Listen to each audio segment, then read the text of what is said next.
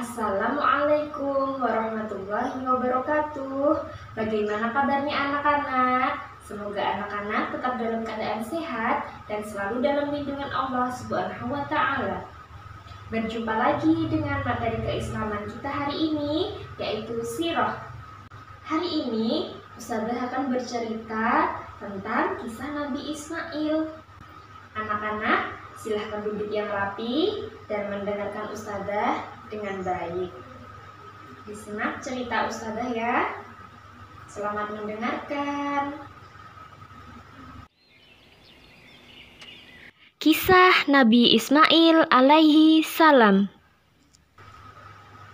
Nabi Ismail adalah putra dari Nabi Ibrahim dari istri keduanya yang bernama Siti Hajar. Oleh karena suatu alasan tertentu, Nabi Ibrahim terpaksa meninggalkan Siti Hajar dan putranya di lembah yang sangat tandus, yaitu Mekah, dengan hanya dibekali serantang makanan dan minuman. Sedangkan di sekitarnya tidak ada tumbuh-tumbuhan ataupun air yang mengalir. Beban hidup Hajar pun mulai terasa berat ketika perbekalan makanannya mulai habis. Sedangkan ia masih harus menyusui Ismail yang masih kecil. Namun, air susunya semakin lama semakin mengering karena kekurangan makanan. Ketika Ismail terus menangis karena lapar, Hajar pun berusaha mencarikan makanan dan air untuk Ismail. Hajar pun berlari dari Bukit Sofa hingga Bukit Marwah sebanyak 7 kali. Namun, Hajar tidak menemukan apapun di sana. Atas kuasa Allah, Allah menjadikan sebuah mata air yang jernih dari hentakan kaki Ismail. Hajar memandang mata air itu dengan takjub, sembari berkata, "Zam-zam," yang artinya berkumpullah. Sumur Zam-zam terus mengalir tanpa pernah kering. Kini dataran yang tandus itu berubah menjadi subur dan ramai.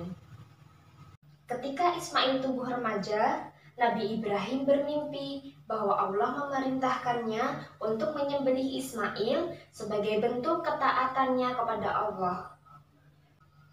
Dengan hati yang berat, Nabi Ibrahim menyampaikan mimpi itu kepada Ismail.